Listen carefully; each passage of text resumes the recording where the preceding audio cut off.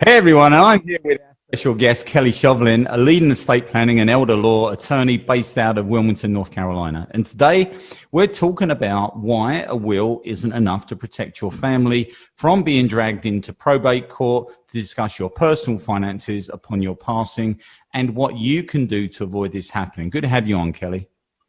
Thank you, Grant. Wonderful to be here.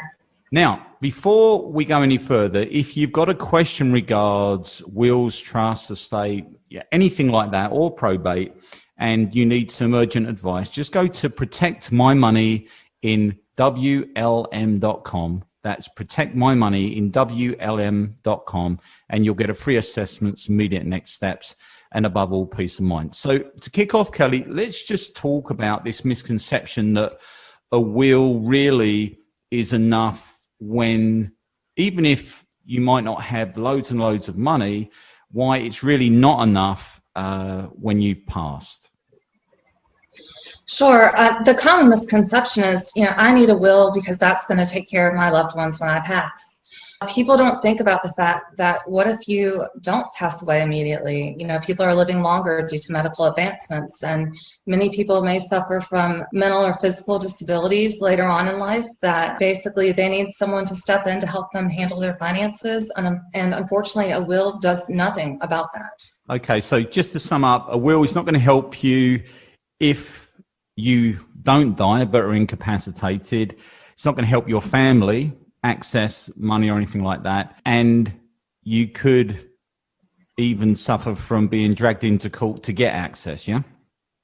Exactly. A will, again, it only takes care of you when you pass.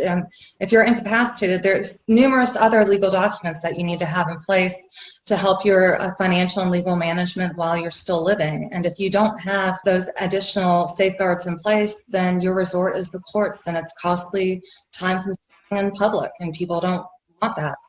Just to clear up on that, so you mentioned that a will is obviously for your passing, but it's not going to avoid probate. So why should people avoid probate at all costs? Well, essentially, probate to me equals time and money. It takes time to go through the courts to have your will probated. There's a full probate process that you have to go through. The courts oversee that. You have to do reporting. And so it's onerous and time consuming, but it's also expensive because the courts are going to be, compensated for the time that they spend overseeing the administration to make sure it's done properly. That can take, people say weeks, but really it's more like at least 3 months, if not longer, during which time your family does not have direct access to the monies that you may have left behind, when they otherwise are, you're expecting an outright inheritance, and that's just not reality of the situation. Yeah, sure. So in light of COVID and the courts not really being open as much, it could be longer, I'm assuming, right? Absolutely. The courts were closed for a few months, and they have, reopened, but they're doing things differently. They're still dealing with the backlog of cases that they had when they were closed. Yeah. And on top of that, they basically, are not handling in-person meetings the way they used to. And so oftentimes you're dropping off files and reports and waiting a week, if not longer, for them to get back to you. It's just not the efficient means of doing things these days. Okay. And in terms of money, just give our listeners some idea of what an estate, let's just say it's, I don't know, 300,000 or 500,000. There would be significant costs associated with that. And there could be a lot of estates that qualify at that level just because of the value of the property, right? Absolutely. Essentially, the courts on their own, they charge a base fee, a flat fee for just filing reports and accountings, but they also have a commission that they take, and it's based on the size of your estate. Basically, their commission is 0.04% of your estate assets, and that can be up to $6,000. A lot of people are not aware of the court costs that come into play with probate, which, again, a will does not discount the need for probate. It just makes it all the more relevant. Okay. And in terms of a will not dealing with incapacity, before we get to how you solve this, and just want to let our listeners know Kelly's designed something to avoid this happening to you, which we'll get to. But a will doesn't deal with incapacity. We mentioned that. So what could that mean to a family? Let's say someone gets struck down by COVID, they're on a ventilator for 3 months. What happens? I mean, it can be disastrous, especially, if you're a single individual, or if you are married but you don't have joint accounts, then your loved ones or your spouse may not have access to your bank accounts, your monies. And so, again, it's going through the courts through a whole different procedure to be appointed to be able to even begin to access your monies, even to pay for your own medical bills. Obviously, it's a stressful time anyway with your health in such consideration, and to add a financial obligation on top of that is very overwhelming to families, but Yeah, there are sure. ways around. And families wouldn't have, if it hadn't been sorted out, even access to medical records or be able to talk on that person's behalf sometimes, if they hadn't left directives in their place, right? Correct. Yeah. Again, last will and testament, that just takes, that takes effect upon your passing. We've been talking about financial matters, but there's also the whole issue of your medical records and healthcare needs and coverage.